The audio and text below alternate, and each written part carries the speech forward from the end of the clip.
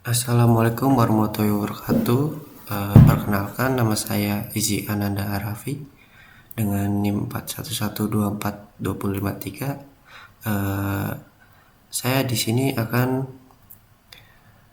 mempresentasikan tugas besar matematika diskrit.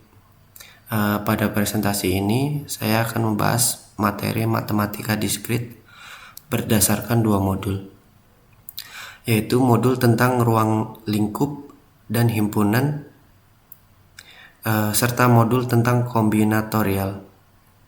Materi ini sangat penting karena menjadi dasar dalam memahami banyak konsep di bidang informatika, seperti algoritma, struktur data, keamanan komputer, hingga kecerdasan buatan. Dalam presentasi ini, saya akan menjelaskan pengertian matematika diskrit, ruang lingkupnya, konsep himpunan secara umum, lalu dilanjutkan dengan kombinatorial beserta contoh-contoh penerapannya. Di sini ada pengertian matematika diskrit. Matematika diskrit adalah cabang matematika yang mempelajari objek-objek diskrit, yaitu objek yang terpisah dan dapat dihitung satu persatu. Berbeda dengan matematika kontinu yang membahas perubahan yang berlangsung terus-menerus. Matematika diskrit fokus pada hal-hal yang bersifat terbatas, terstruktur, dan dapat dihitung secara jelas. Contoh objek yang dipelajari dalam matematika diskrit antara lain bilangan bulat, himpunan, logika, relasi, fungsi, graf, dan kombinatorika. Karena sifatnya yang terstruktur, matematika diskrit menjadi dasar penting dalam ilmu komputer. Lalu di sini ada perbedaan matematika diskrit dan kontinu. Perbedaan utama antara matematika diskrit dan matematika kontinu terletak pada sifat objek yang dipelajari. Matematika diskrit membahas objek yang terpisah, misalnya data biner 0 dan 1, himpunan anggota, atau jalur dalam graf. Sedangkan matematika kontinu itu membahas sesuatu yang berubah secara berkelanjutan, seperti kecepatan, waktu, suhu, dan gelombang. Dalam dunia komputer, kebanyakan sistem bekerja secara diskrit, sehingga matematika diskrit menjadi lebih dominan digunakan dibandingkan matematika kontinu. Lalu ada ruang lingkup matematika diskrit. Ruang lingkup matematika diskrit sangat luas. Beberapa topik utamanya adalah logika matematika, teori himpunan, relasi dan fungsi, teori graf, kombinatorika, teori bilangan, serta algoritma dan kompleksitas.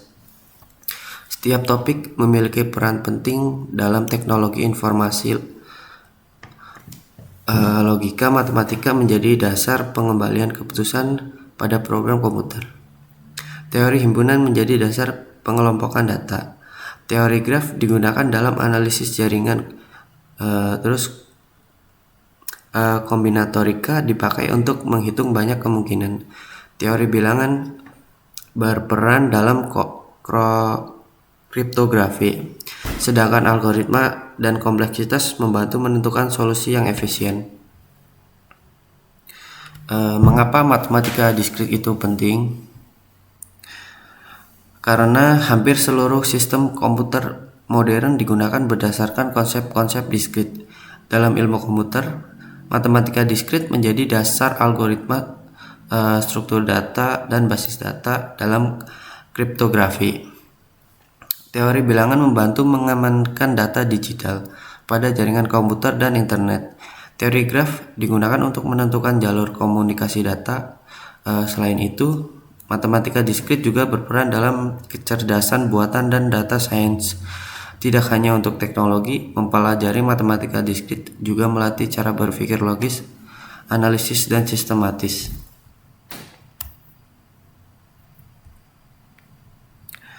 Lalu ada pengenalan himpunan. Himpunan adalah kumpulan objek yang didefinisikan dengan jelas. Objek-objek tersebut menyebut anggota atau elemen himpunan. Misalnya himpunan A berisi angka 1, 2, 3, dan 4. Atau himpunan B berisi huruf vokal yaitu A, I, U, E, dan O. Dalam matematika, kita menggunakan simbol tertentu untuk menyalakan keanggotaan. Jika suatu objek merupakan anggota himpunan, maka ditulis dengan simbol elemen. Sebaliknya, jika bukan anggota, digunakan simbol bukan elemen. Konsep himpunan ini sangat mendasar karena banyak struktur matematika lainnya digunakan dalam teori himpunan. Operasi pada himpunan. Dalam teori himpunan terdapat beberapa operasi dasar. Yang pertama adalah gabungan, yaitu semua anggota yang ada di himpunan A atau B. Kedua ada irisan, yaitu anggota yang sama-sama terdapat di A dan B. Ketiga ada selisih, yaitu anggota A yang tidak ada di B. Selain itu, ada juga komplement, yaitu anggota semesta yang tidak termasuk dalam suatu himpunan tertentu.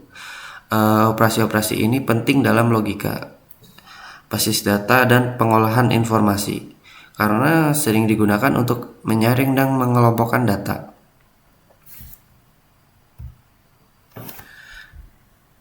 Lalu ada Cartesian, produk, dan hukum himpunan. Selain operasi dasar, pada himpunan juga dikenal Cartesian produk atau hasil kali Cartesius. Konsep ini membentuk pasangan berurutan dan dua himpunan. Misalnya jika A berisi 1 dan 2, sedangkan B berisi X dan Y, maka hasil kali Cartesiusnya adalah semua pasangan yang mungkin antara anggota A dan anggota B. Selain itu, teori himpunan juga memiliki hukum-hukum seperti komutatif, asosiatif, distributif, dan idempotent. Hukum-hukum ini membantu kita menyederhanakan operasi himpunan dan memahami hubungan antar himpunan secara lebih sistematis. Lalu ada pengertian kombinatorial. Kombinatorial adalah cabang matematika yang mempelajari bagaimana objek-objek dapat diatur, dipilih, atau disusun. Tujuan utamanya adalah menghitung jumlah kemungkinan tanpa harus mencacah atau satu persatu. Hal ini penting karena dalam banyak kasus jumlah kemungkinan sangat besar sehingga enumerasi manual menjadi tidak efisien. Kombinatorial banyak digunakan dalam perhitungan peluang, penyusunan password, membuat kode penjadwalan, dan juga analisis pemain seperti poker. Lalu ada kaidah dasar menghitung. Dalam kombinatorial terdapat dua kaidah dasar menghitung, yaitu aturan penjumlahan dan aturan perkalian. Aturan penjumlahan digunakan ketika kita memilih salah satu dari beberapa kemungkinan yang terpisah, atau dalam kata lain menggunakan konsep atau, sedangkan aturan perkalian digunakan ketika suatu proses terdiri dari beberapa tahap yang semuanya harus dilakukan, atau menggunakan konsep dan. Memahami perbedaan kedua aturan ini sangat penting karena menjadi dasar dalam menyelesaikan berbagai soal kombinatorial.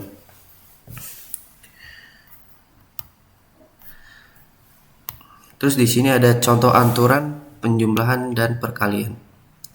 Contoh aturan penjumlahan dapat dilihat pada kasus memilih satu buku dari 3 kategori, yaitu 10 buku matematika diskrit, 25 buku web programming, dan 5 buku aljabar linear. Karena kita hanya memilih satu buku dari salah satu kategori, maka banyak cara dijumlahkan menjadi 40. Sedangkan contoh aturan perkalian dalam saat memilih satu pria dan satu wanita dari 70 pria adalah 10 wanita.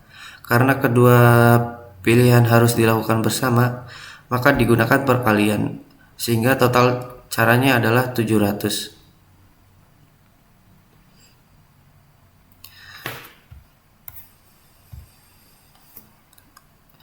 Di sini juga ada contoh soal kombinatorial, yaitu string biner. Contoh sederhana dalam kombinatorial adalah menghitung banyak string biner, karena setiap bit hanya memiliki dua kemungkinan, yaitu 0 atau 1.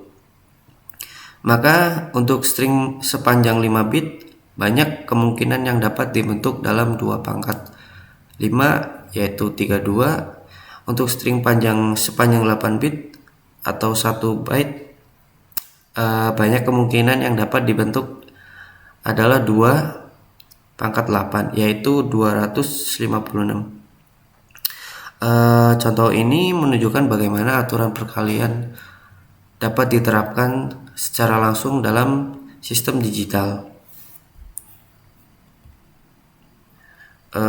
Lalu ada contoh soal kombinatorial, yaitu password. Contoh berikutnya adalah menghitung jumlah password yang kemungkinan dibuat jika setiap karakter dapat berupa huruf atau angka, dengan total 36 pilihan karakter. Jika password 6 karakter, maka banyak kemungkinan adalah 36 pangkat 6. Jika panjangnya 7 karakter, maka 36 pangkat 7. Dan jika 8 karakter, maka 36 pangkat 8. Karena password bisa memiliki panjang 6, 7, atau 8 karakter. Maka semua kemungkinan tersebut dijumlahkan, hasilnya sangat besar, yaitu lebih dari 2,9 triliun kemungkinan. Ini menunjukkan bagaimana kombinatorial berperan dalam keamanan sistem komputer. Lalu kesimpulannya, sebagai kesimpulan, matematika diskrit adalah cabang matematika yang mempelajari objek-objek diskrit atau objek yang dapat dihitung satu persatu. Ruang lingkupnya sangat luas, mulai dari logika, himpunan graf, teori bilangan, hingga kombinatorial. Pada presentasi ini kita melihat bahwa himpunan merupakan dasar penting untuk memahami struktur matematika, sedangkan kombinatorial membantu kita menghitung banyak kemungkinan dengan cepat dan efisien. Penerapan matematika diskrit sangat luas, baik dalam ilmu komputer, jaringan internet, keamanan data, kecerdasan buatan, maupun dalam kehidupan sehari-hari. Oleh karena itu, memahami matematika diskrit sangat penting bagi mahasiswa teknik informatika.